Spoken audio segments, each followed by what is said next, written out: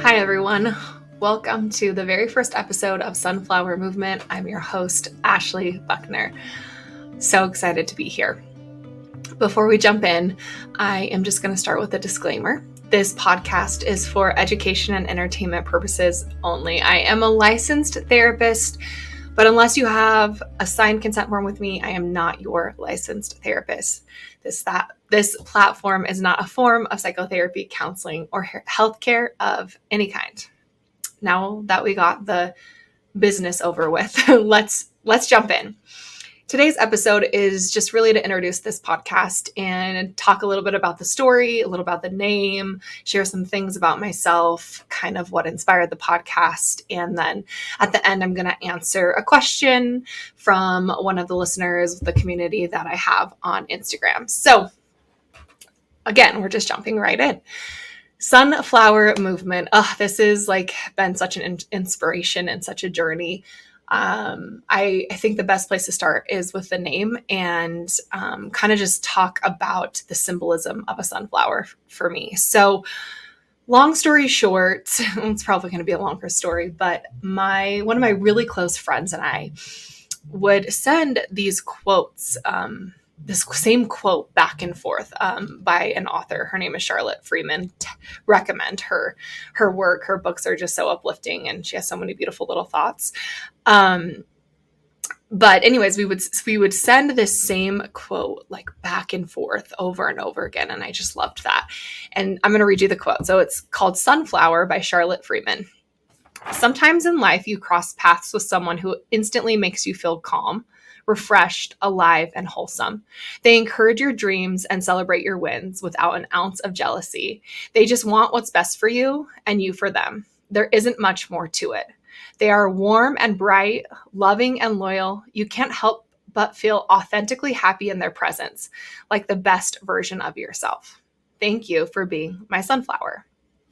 So I love this quote, and I'm going to really dive into how the symbolism has manifested for me in my life based on it and this relationship with my friend. So again, we were sending this quote back and forth. And it's so funny because I'm like, oh, we've already sent this to each other. And it was just a giggle. And so now every time we see it, we send it back and forth. And we ended up getting tattoos last summer. And our tattoo is of a sunflower. And it's two little sunflowers. And we got it on the same place. And that was just really special in and of itself to get a matching tattoo.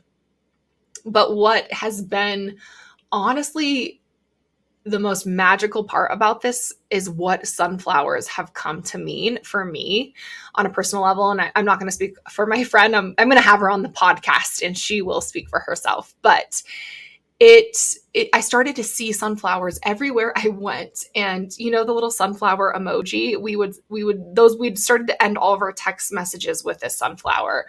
And I shared the quote by Charlotte Freeman, and I had another friend reach out and say oh, you're my sunflower. And so we kind of came this movement essentially. And I started to see sunflowers as really spiritual. And every time I saw them, it was just kind of like this universe moment, something to tell me that things are bigger than me. So when I started to think about doing a podcast, and I didn't want it to be focused on one topic. I think healing and taking care of ourselves is so vast. And immediately when I thought of a name, I thought of sunflower, because when I think about what my tattoo represents, what this quote represents in my life, it has allowed me to start to notice what I call sunflower experiences, moments where we feel seen, heard, and believed. And that can be with people, that can be in certain spaces, right? It's just these times when we get to show up authentically as ourselves. And then I kind of was chatting with another friend about this podcast idea, and she said, sunflowers will move to be with the sun. They adjust to remain they adjust to remain connected to the sun. And then I was like, oh my gosh, this is the name. Sunflower movement is the name, because sunflowers bloom in the most unexpected places, right? Sometimes in places we wouldn't expect them to. And I think metaphorically, when we're in a dark place in our life. And so I was like, oh my gosh, this is exactly what I want. Like, metaphorically, I define sunflower movements as experiences with people, places, and moments where we feel seen, heard, and believed. And what this community is, it's a way to show up authentically.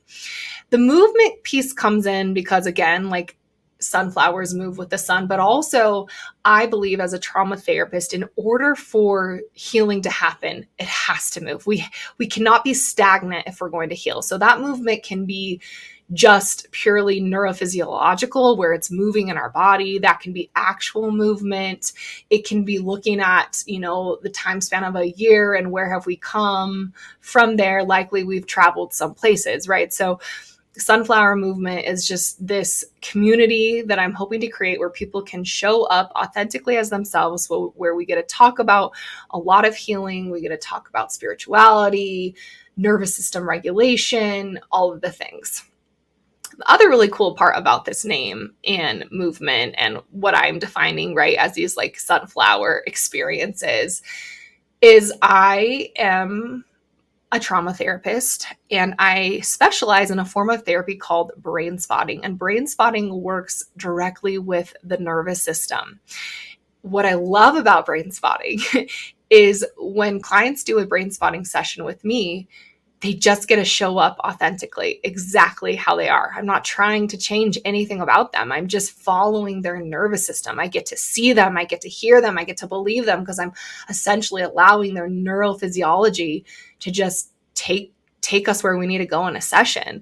And brain spotting has been incredibly transformative for me. And I'm going to get more in detail about what brain spotting and brain spotting therapy specifically looks like in the next episode. But that is going to be something I talk quite a bit about on this podcast, because it's my approach as a therapist, and it's how I conceptualize like my cases, but also how I conceptualize myself. So that's sunflower movement in a long nutshell. I'm excited to continue to just create these sunflower moments and experiences within this podcast and within this community. So thank you for tuning in, and thank you for being here. I want to jump into telling a little bit about why this podcast came about, and then it kind of intersects with my story on a personal level. So like I said, I'm a trauma therapist. I've been a licensed therapist. I got licensed, I want to say, in 2015. I became a therapist in 2012. I started with just primarily talk therapy for the first decade of my career. And then in 2022, I got trained in brain spotting therapy, became a brain spotting practitioner, and I decided to open a practice in Southern Utah, Cedar City, Utah, to be exact. Cedar City is the place that I grew up. I lived here for 18 years of my life, and I'm sure if you don't know me and you know Utah, your burning question is, are you Mormon? I was raised in the Mormon church. My story is a little unique, and I've been on a couple other podcasts that I will direct you to hear more about it in depth, and maybe we'll get into it on like in later episodes. But I was raised Mormon. Grew up in the church. My dad wasn't a member until I was 10, so I just kind of had a unique family system. But growing up, I was super curious about all types of people and experiences. I mean, obviously now I'm a therapist, so it all makes sense. But anywho, my parents made it a rule my senior year, or maybe when I was in high school, that I had to move away for college. And that turned out to be probably the best decision of my life, and changed the trajectory of my life, which is honestly absolutely incredible. So when I was 18, I moved to California to go to college. I went to college in Los Angeles at Loyola Marymount University. And it was obviously my first time, not my first time outside of Utah, but my first time living outside of Utah. And I would say this is honestly where my sunflower journey really began, because I made some really incredible friends, and they are still my friends to this day. And I'm hoping to have some of them on this podcast as things get going. So if they're listening, get ready for that question. I they literally just changed my life. And they loved me. I just remember them loving me for exactly who I was. And I was really struggling because I was at this weird place where I've been raised Mormon. I was trying to I had all that indoctrination and programming to follow the Mormon belief system. And then I was also going to college in this place that was very diverse with people who had no religious programming in their being. And I just remember my friends loving me for me. And so that, I think, shaped and was the foundation for my own healing process, and eventually led me to go to a graduate school to become a therapist. So anywho, let me go back to starting a therapy practice in 2022 in Cedar City.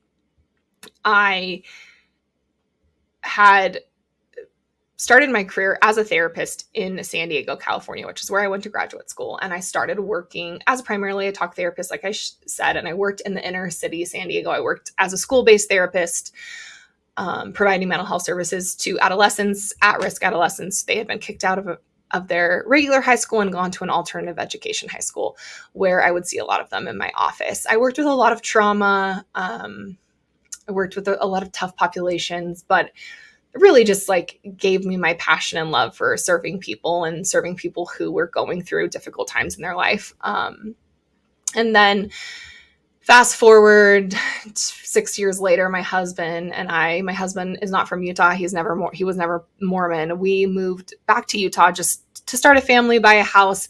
As you can imagine, San Diego is extremely expensive. And so we just needed kind of a fresh start. We ended up back in Cedar City, and I didn't really know where my therapy career was going to go from here. I worked at a residential facility, which I honestly love and have some dear friends still associated with the organization.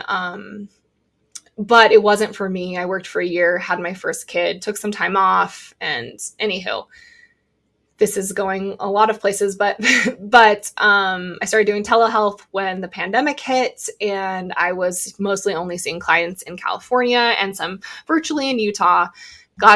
Ended up getting trained in brain spotting in 2022 and opening a brain spotting practice here in Cedar City.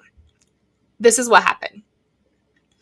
I started working with people's nervous system, and what continued to come up in these sessions was just the impact Mormonism was having on people's well-being. And I'm not even just talking about members of the church. I'm talking about people who were never members, who grew up in a small community and were impacted by the impact of Mormon culture. I'm talking about people who were raised and also who had left. So, I mean, it wasn't active members of the church at all. And we'd start with a topic in a brain spotting session, and the next thing I know, their nervous system was just showing the impact of Mormonism on their mental health, on their body, on their brain, on the way they were functioning. And what I couldn't believe was that no one was talking about it. I have attended several mental health trainings in Utah, and no one ever talks about the impact of Mormon culture. And that to me just started to feel like so much a part of the problem. And I think the side story to this is I had left Mormonism 16 years prior. I mean, I stopped attending church when I was 20 years old. I later had my records removed when I was 24. I had left the church behind. And if you would have asked me when I became a therapist that I would be working in a community where I'd be targeting so much Mormon religious trauma, no, I did not expect that. This kind of just happened. I'm a very passionate person. I really like to speak up about things. And about a year, maybe a little less, 9 months into opening this therapy practice in Southern Utah, I just couldn't stay quiet anymore. I needed to start talking more openly on my social media about what I was seeing, what I was witnessing. And I did. I just started talking about it and making posts and speaking authentically, which was mostly just kind of quiet and hitting the people that were in my immediate environment. And that was great and wonderful. And I loved that I was just raising awareness, and people were knowing they could come see me as a therapist, that I would hold space for them, that I wouldn't judge them or their belief system. They also could talk openly about the pain and the trauma and the harm that has come from a predominant religious community. And then the beginning of June, the summer, June 2024, I had a post that went a little bit viral and just started blowing up, mostly with a lot of comments from members of the church criticizing me because I suggested that Mormon doctrine has some trauma elements to it. And the most incredible part about this entire story is this started bringing people to my page, and people started sharing their experiences and the impact Mormonism has had on their life and the trauma that they've endured, or just like the unhealthy things and the toxic parts of the system that is Mormonism that's shown up in their body and their brain. And, next thing you know, I'm at 10,000 followers, and like, how do I reach all these people? I want to be a support. I want to, yes, Mormon religious trauma is real. Trauma is real. We know that. So now what do we do? And I just obviously don't have the capacity to see everyone on a therapeutic, like in-person therapy way. So that kind of inspired a group. I started an in-person support group here in Cedar City, which has been really, really cool. And then again, I just continued to think about, how do I reach more people? How do we open up a space to talk about all of this? And that's kind of what inspired this podcast. I wanted to have a space to talk more in depth about the things I was witnessing, about the stories people were sharing, and just offer more insight to the process, the healing process. I think what I want to also say is, yes, I was raised a member of the church, and I left, and I have unpacked a lot of my own Mormon religious trauma just in my own nervous system work, right? And that's something we will absolutely get into. But what I want to say is, there's so much more out there outside of Mormonism, and the journey is hard and messy and complicated. But my hope of this podcast and of just talking about this, the movements that we can have, is there are key things along the way that really have helped me as a person move forward and thrive and have some beautiful life experiences outside of really, pervasive religious belief system. And I want to be that, I want to offer hope. I think that it's really easy to recognize the impact Mormonism has had on our mental health and get stuck there and get stuck in the negativity. And we got to move that. We have to think about and talk about the bigger picture things, the bigger things that are outside of Mormonism. And that's my goal for Sunflower Movement, is just to hold space for those types of conversations where we get into the darkness and the really hard things. And also we talk about just how vast the world is. And I think for myself personally, when I left Utah and I got immersed in other cultures, that's when I just really saw things differently.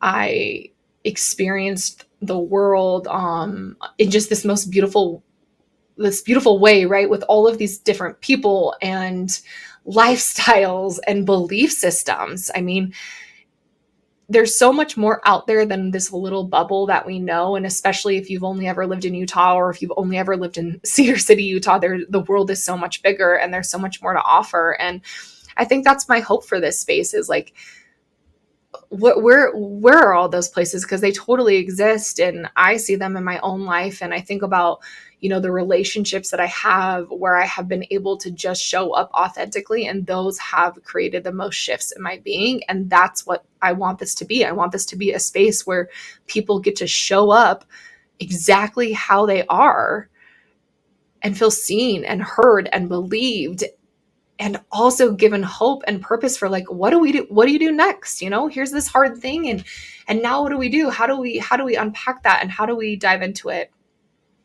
I'm hoping to have some guests on here, other therapists, other people who have gone through things, traumatic things, right? I think there's so much power in sharing our own stories because those stories become lessons for later on in life. They meet people who need to hear them. And I often think like, gosh, how much I wish I would have had me when I was even just 20 years old, 18, 20 years old, to navigate a lot of this stuff that's come up for me in the religious trauma space, and just realizing like, no, it's okay to not believe in something. It's okay to disagree, and that doesn't make you a bad person, and that doesn't change anything. So that was a lot. Hopefully you guys understand the hope and the intent of this podcast. I'm sure it will shift as we get going, but I'm just really excited. I'm excited to hold space, and I want to just really encourage people to reach out with their questions, their shares, their stories, because that's what this community is gonna look like for me. It's just it's a community of people coming together. I also I submitted I submitted a link on my Instagram to get some questions for this, like the first initial podcast. And I got quite a few. And I had one that I wanted to read and kind of talk about, because I think it's important to acknowledge here, especially where we're talking about, there is like this element of the Mormon church, and I want to talk about how I plan to navigate that on this podcast. So, hello. Fellow therapist here. One thing I'm hoping for when meeting with a client is helping them find all the pathways available to them, allowing them to choose what works best for them. I feel as though most content I've come across seems to attach a bad name to the Mormon church and the people in it. I feel as though it stereotypes all members into a box, when many hold to different beliefs within the LDS church. I also feel as though it fails to highlight the positive experiences and support people find within the LDS church. I think it's important to recognize that people can have different experiences within the same religion, and that's okay. What I don't believe is okay is mockery towards those who choose to stay in the church or leave the church. Unfortunately, I've been in grad school classes where the church was mocked, and I know others have been mocked for choosing to leave. We need to find a balance of allowing space for different experiences and beliefs. So I chose this question because I think it's very important. And I think it's probably one of the biggest criticisms that I have received on social media since I started talking openly about Mormon religious trauma and the harm that can come from Mormon culture. I mean, my first thing when I read this is I get curious. I get curious about this person's religious beliefs, just because knowing my own experiences within Mormonism and other people, and doing so much nervous system work with Mormon religious trauma, what comes up for me when I read this is some of your own religious trauma being hit by the way the church is being spoken about. Because I think if you are an active member of the LDS church, and even if you are a therapist and you address your own bias, if people are saying, hey, your religious beliefs can and do cause harm, that is going to be activating, and that is going to be upsetting, because it's hitting some of your own wounds and your own, maybe beliefs within the religion. And that's just where will always be my stance and always be my approach, because I feel like I have been funny. I've made some really funny jokes on Instagram, and dark humor is a part of my personality and how I talk about heavy topics. But if you sit down and you have a conversation with me, I am very respectful about other people's beliefs. I actually have several members on my caseload who are members of the LDS church. And I think they're drawn to me because I can hold space for it all. I can hold space for the positive experiences and the things that bring them joy within the religion. And I can also hold space for the things that are really hard, and some of the concerns that they have, and the things that they don't know how to navigate. I think that, unfortunately, social media has made, in particularly the ex-Mormon, post-Mormon space, has been very polarized, very much like, well, if you say something bad about the church, then that means you hate the church, and all of this, and it gets really complicated. And I think what also comes up, from a trauma therapist lens and from an understanding people's nervous system, when you grow up in a high control religion like Mormonism, black and white thinking, all or nothing thoughts are so prevalent in that belief system. So what that means is you're constantly being told like this is the right thing and then this is the wrong thing. So it's very difficult to hold space for both. Both things are hard to be true. It's hard to see that the Mormon church can and does cause harm when you've been taught that like if that's true then it's wrong, right? And my thing is this, like I think religion is beautiful and it's so supportive for a lot of people. I also know that religion has toxic, harmful parts to it. And my biggest problem isn't that my biggest problem with religion is that we can't talk about the harmful parts, because if we do, then we're saying that religion is all bad. And that's not what I'm saying. And I have never said that. And I won't say that, because I don't think any religion is all bad.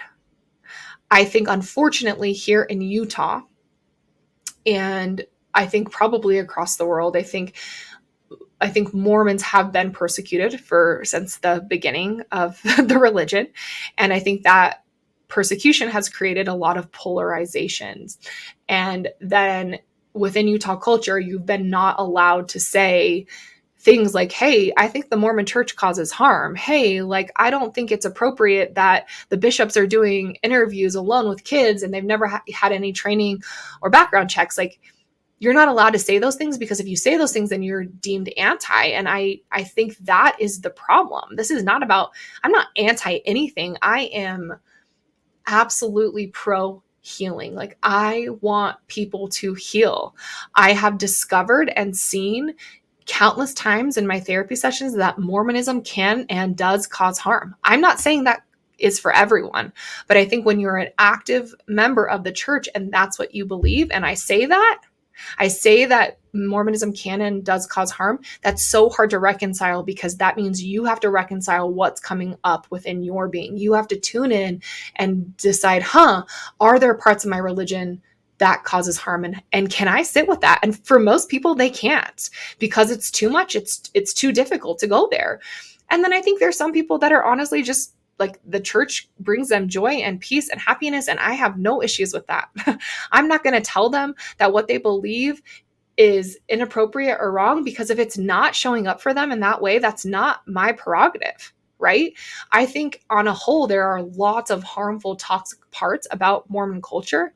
And also, I can have a client in my office say like, but I believe it and it brings me peace. Okay, like, I'm so here for that. And I think and I know that's a lot there, but that's my response to this question is like, I think we find balance in experiencing beliefs by holding space for both types of conversations. We have to be willing to listen to people that say, hey, this religion harmed me, and hey, I actually really believe in this religion and I love it. But the problem is and I'm discovering this, there's a lot of people, a lot of members of the church that can't hold space for the harmful parts. And that's not our responsibility as people who have left the church, as people who understand the harm of the church. It's not our responsibility to make members of the church feel better about their religion. That's their responsibility. If what I'm saying is uncomfortable to you as a member of the church, that is your responsibility to dive into, to get curious about, to notice what's coming up for you in your own being that is making my content activate you or cause distress for you. Because I'm not here to take care of your feelings, right? I'm here to tell the truth. I'm here to speak openly. I'm here to share experiences and stories. I don't know if that answered this person's question. This is clearly like a topic I'm very passionate about. And as a therapist, it has been a journey to get to a place where I can say, like, you're taught in graduate school, like you do have to quote unquote respect everyone's beliefs. But at what point, when we see a belief causing so much trauma and harm to someone's nervous system and to their mental health, by not acknowledging like what's there, the red flags, I think that's also harmful and that's not respectful. I think about, when I do work with clients who are in an emotionally abusive relationship, we absolutely highlight the red flags in that emotionally abusive relationship. And what I want to say is it's possible to be in an emotionally abusive relationship with a religion. And I will always highlight those things. I have realized that not talking openly about this and the impact it has on mental health, especially as a practicing therapist in Utah, is a part of the problem. And I'm not going to be a part of the problem. I want to be a part of the solution. I want a better environment, community for everyone, for my own children. I think there's a lot to unpack with all of this. So I do want to say, and I want to end with this, that this podcast is not going, if you're listening because you want to hear me talk shit about Mormonism, there's probably going to be times where I say like, that's just ridiculous, and I'm going to be myself and I'm going to have my dark humor, but that's not what this podcast is about. I'm not coming on here to bash a religion. I'm going to speak truthfully about it. I'm going to share stories and experiences of people who have been harmed. But the point of this is to talk about healing and to move through our pain. And I'm going to be straight up with you. It's really hard to move through anything if we can't first acknowledge what has caused us pain. Like, it requires someone, a compassionate listener, to hear our story, to hear us say like, hey, what happened to you in your life, whether that be with religion, whether that be with a relationship, whether that be just any trauma or abuse you've suffered, was not okay. I believe you. And that's what we're going to work with, right? We have to first acknowledge the pain. Then we have connection. And then that's where the movement comes in. That's how the healing process starts to go. So welcome to Sunflower Movement. I am so excited for this. I'm really looking forward to hosting this podcast, to having people on, to hearing more of your stories. I will include a link in the show notes for you to submit any questions for me that you have. And when I say questions, this is like an ask it all, tell it all, share anything you want platform.